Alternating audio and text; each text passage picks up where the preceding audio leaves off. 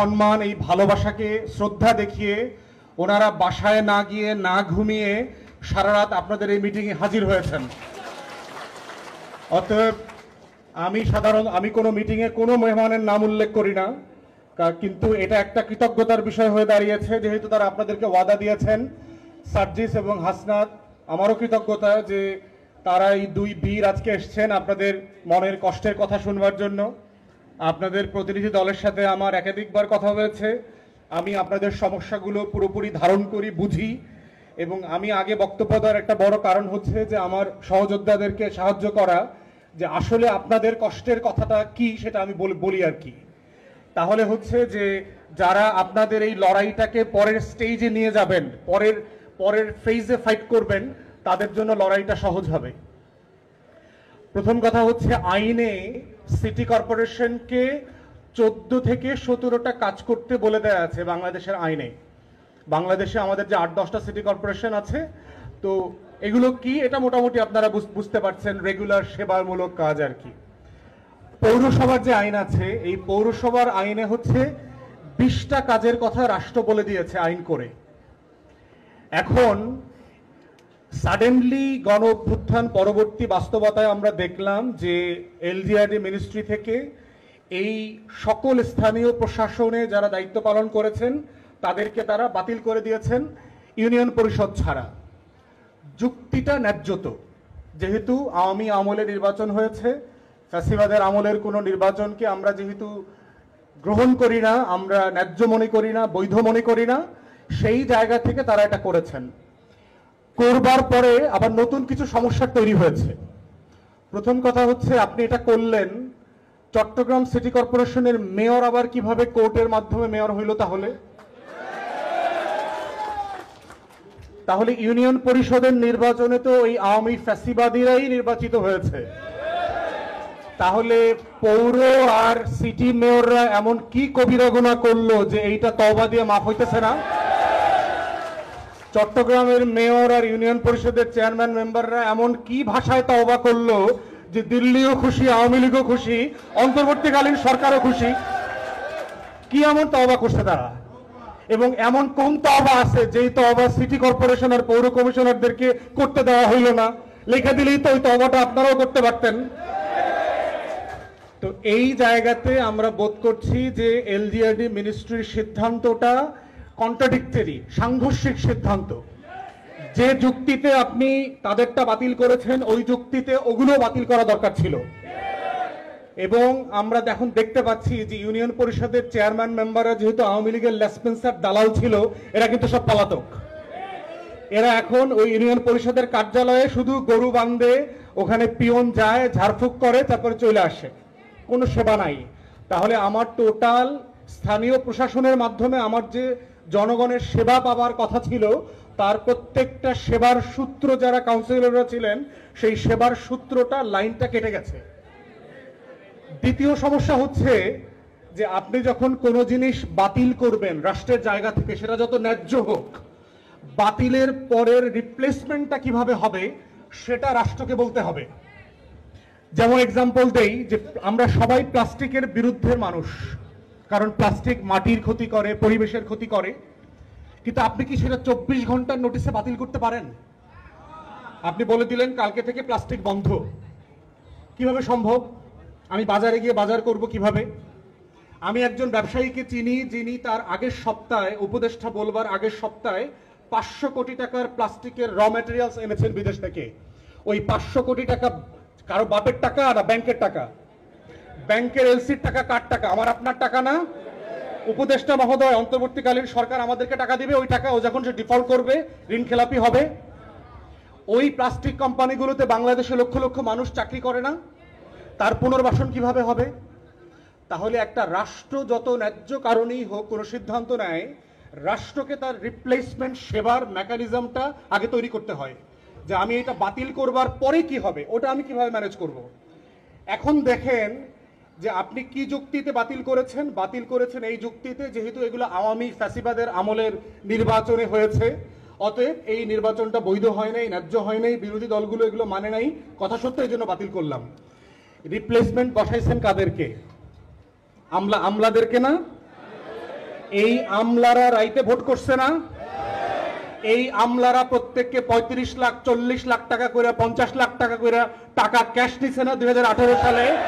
এই পুলিশ, এই আমলা, এই সেনা কর্মকর্তারা বাটপারি করে হাজার হাজার কোটি টাকা মালয়েশিয়া টরেন্টোতে পাচার করে নাই? তাহলে যে আমলারা বাটপার, যে আমলারা গত 16 বছর আওয়ামী লীগের দালালি করছে, সেই দালালদেরকে দিয়ে আপনি নির্বাচিত প্রতিনিধিদেরকে রিপ্লেস করলেন। এইটা কোনো রিপ্লেসমেন্ট প্ল্যান হইতে পারে অন্তর্বর্তীকালীন সরকারের? এইটা কি গণ অভ্যুত্থানের স্পিরিট হইতে পারে? না, হইতে পারে না।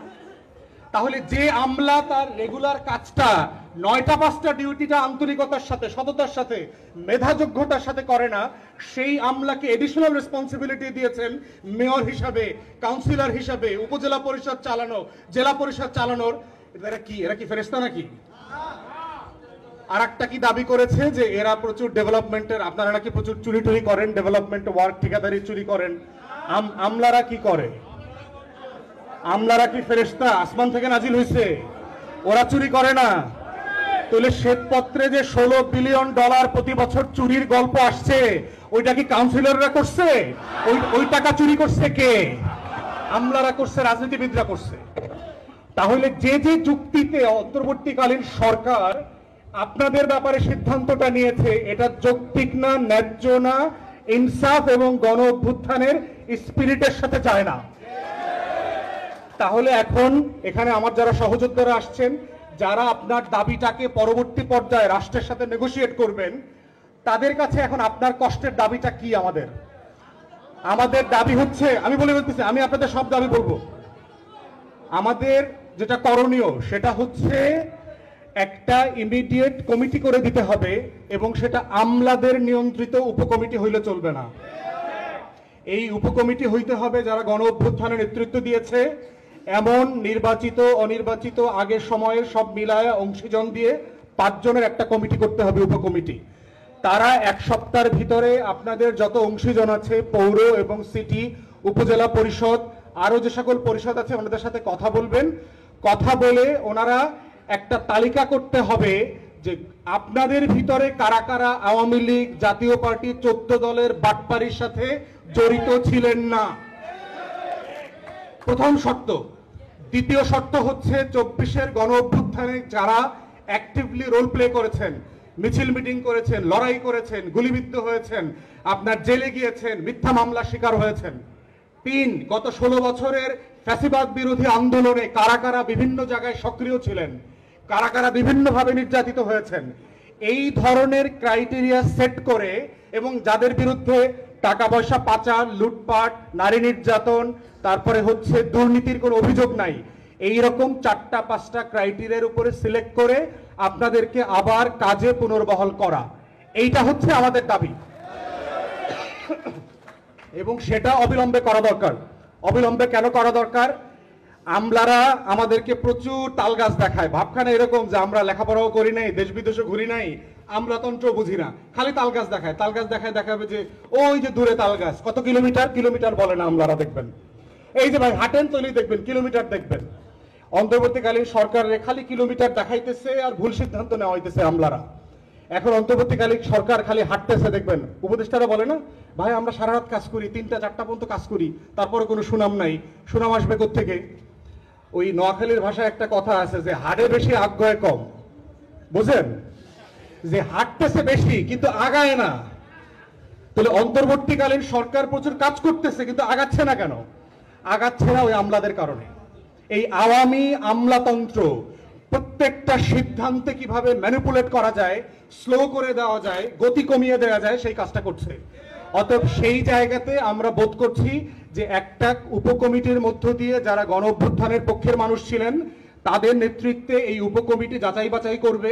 ইতিমধ্যে আমরা জেনেছি যে আপনাদের নজরুল ভাই, সেতু ভাইরা মিলে আপনাদের কাউন্সিলরদের একটা তালিকাও করেছেন বিভাগওয়ারি, যে কারা কারা আওয়ামী জাতীয় পার্টির বেনিফিশিয়ারি না, ফ্যাসিবাদ বিরোধী আন্দোলনে ছিলেন। এই তালিকাটা আমি ওনাদেরকে অনুরোধ করব, সার্জিস, হাসনাত, নাসির পাটোয়ারি এদের সাথে বসে এই তালিকাটা শেয়ার করা, যাতে উপকমিটির কাজটা করা সহজ হয়ে যায়, এবং কারা কারা আপনারা নির্যাতিত হয়েছেন। এর বাইরে আমি আমার সহযোদ্ধাদেরকে অনুরোধ করব, এই কাউন্সিলরদের কিছু মারাত্মক সীমাবদ্ধতা আছে কাজ করার। তার ভিতরে একটা হচ্ছে ওনাদের কোনো ভালো স্যালারি নাই, বেতন নাই। আমরা শুধুমাত্র পত্রিকায় দেখি যে আমাদের লোকাল কাউন্সিলররা ঠিকাদারি করে, দুর্নীতি করে, এইটা করে সেটা করে। করে কেন? কারণ হচ্ছে সে একটা খুবই ব্যয়বহুল নির্বাচন করে আসছে। বাংলাদেশের নির্বাচনী কাঠামোটাই এমন যে আপনার প্রচুর বাটপারি টাকা খরচ করতে হয়, নগদ করা লাগে, বিকাশ করা লাগে। তো এরকম একটা ব্যয়বহুল নির্বাচন থেকে আসছে। তার মাসে সম্মানী ভাতা কত? 9,000 টাকা, 10,000 টাকা, 11,000 টাকা। এই যে শীতকাল আসছে, বিয়ে বাড়ি, জন্মদিবস, ওয়াজ মাহফিল, কাউন্সিলরদেরকে প্রত্যেক জায়গায় যাইতে হবে। 2,000 টাকা, 5,000 টাকা, 10,000 টাকা বাপের টাকা দিবে? সেবা করতেছে রাষ্ট্রের পক্ষ থেকে, টাকা পাবে কোথায় সে? আবার সে ঠিকাদারি করলেও তার দোষ। আপনি তার বাইন ধরে সাঁতার কাটতে বলতেছেন, সেই রাষ্ট্রের সেবা সে কিভাবে করবে? তাহলে আমরা অনুরোধ করব আমাদের সহযোদ্ধাদেরকে যে অন্তর্বর্তীকালীন সরকারকে ওনাদের একটা সম্মানী ভাতা ন্যায্যতার ভিত্তিতে ঠিক করতে হবে। যারা বড় শহরে থাকেন সেখানে খরচ বেশি, যারা একটু প্রান্তিক পৌরসভায় থাকেন তাদের খরচ কম, কিন্তু ন্যূনতম 50,000 থেকে 1 লক্ষ টাকা সম্মানী ভাতা দেওয়ার দাবি করছি, যেন তারা সম্মানের সাথে বাঁচতে পারেন এবং জনগণের সেবা করতে পারেন। থার্ড হচ্ছে তাদেরকে একটা পুনর্বহাল করবার মধ্যে কিন্তু মেয়াদ ঠিক করে দিতে হবে। পুনর্বহাল করলো, আবার 3 মাস পর আবার সরায় দিল, তাহলে কিন্তু দেখা যাবে যে আবার সেবাটা প্রচন্ড রকম বিঘ্ন হবে। সেবার সমস্যাটা কোথায় দেখেন, যে আগামী এই জানুয়ারি মাসের প্রথম সপ্তাহে প্রাইমারি স্কুল, হাই স্কুল থেকে শুরু করে প্রচুর বাচ্চারা স্কুল পরিবর্তন করবে, নতুন ভর্তি হবে, এবং এই নতুন ভর্তি হওয়ার জন্য কি তাদের কাগজপত্র লাগবে, জন্ম সনদ লাগবে, তাদের বাবা মার পরিচয়পত্র লাগবে, এনআইডি কার্ড লাগবে, সত্যায়িত করতে হবে। অথচ আমাদের প্রত্যেকটা স্থানীয় পরিষদের অফিস বন্ধ। তাহলে বাচ্চারা প্রাইমারি স্কুলে ভর্তি হবে কি ডকুমেন্টস দিয়ে? তার কোনো ডকুমেন্টস নাই, বাবার ডকুমেন্টস নাই, সত্যায়িত করার লোক নাই, সে কিভাবে এটা করবে? তাহলে বই পাবে কিভাবে? কিসের ভিত্তিতে বই দিবে? এইটার পুরোটা আবার একটা দুর্নীতির চক্র তৈরি হবে। প্রাইমারি স্কুলের টিচার, হাই স্কুলের টিচার, হেড টিচার, গভর্নিং বডির চেয়ারম্যান, এরা সবাই মিলে প্রত্যেকটা বাবা মায়ের কাছ থেকে 1,000, 2,000, 5,000 টাকা করে নেবে। যদি এই সেবাটা রাষ্ট্রের পক্ষ থেকে আমি দিতে না পারি, এই দুর্নীতির আবার নতুন একটা চক্র তৈরি হবে। অথবা যেটা হবে, যারা উপবৃত্তি পায়, যে সকল মেয়েরা, গরিব পরিবারের ছেলে মেয়েরা, সরকার এই টিচাররা এবং গভর্নিং বডির সদস্যরা মিলে 1 মাস 2 মাসের উপবৃত্তির টাকা কেটে রাখবে। তাহলে এই গরিব পরিবারটাকে বঞ্চিত করা হইল এই বঞ্চনার রেজাল্ট আকারে। তাহলে এই মানুষগুলো যদি সেবা দিতে না পারে তাহলে কি পরিমাণ ক্ষতি হবে চিন্তা করো। থার্ড আর একটা সংকট কি দেখেন, আমাদের কাউন্সিলররা না থাকার কারণে, স্থানীয় পরিষদ না থাকার কারণে আমাদের যে লোকাল ডেভেলপমেন্ট ওয়ার্ক আছে, বাংলাদেশে মিনিস্ট্রি ওয়াইজ সবচেয়ে বড় মন্ত্রণালয় হচ্ছে লোকাল গভর্নমেন্ট, এলজি, যেটা এই লোকাল গভর্নমেন্ট মিনিস্ট্রির বাজেট প্রায় 40,000 কোটি টাকা। এই কাজগুলো কিন্তু আটকা পড়ে গেছে। এই 40,000 কোটি টাকার কিন্তু কনসিকুয়েন্সিয়াল ইকোনমি আছে। যে এলাকায় 50টা রাজমিস্ত্রি কাজ করে সে এলাকা কিন্তু 2টা দোকান তৈরি হয়, 3টা বাড়িতে বাসা ভাড়া তৈরি হয়, ওখানে মোটরসাইকেলে যাওয়া আসার কারণে তেল খরচ বাড়ে, পেট্রোল পাম্পে বেচা কিনা বাড়ে, মুদির দোকানে বেচা কিনা বাড়ে, টিউশনি বাড়ে, এইরকম অনেক সেবা তৈরি হয় একটার সাথে আরেকটা জড়িত। এই কাজগুলো বন্ধ থাকার কারণে যেটা হচ্ছে, এই বছরের অর্থনীতি কিন্তু প্রচন্ড রকম সংকটের মুখে পড়বে, জিডিপির গ্রোথ কমে যাবে, এবং আগামী জুন জুলাইতে যখন আমরা অর্থনীতি নিয়ে আলোচনা করব, এই গ্রোথের, জিডিপির ঘাটতির দায়টা কিন্তু গণ অভ্যুত্থানের উপরে পড়বে এবং অন্তর্বর্তীকালীন সরকারের উপরে পড়বে। তাহলে আমলারা যে সংকটটা তৈরি করেছে, এই দায়টা কিন্তু দিন শেষে আমলারা নেবে না, এই দায়টা নিতে হবে আমাদের সহযোদ্ধাদের, গণ অভ্যুত্থানের পক্ষের শক্তিদের। তাই আমি বিভিন্ন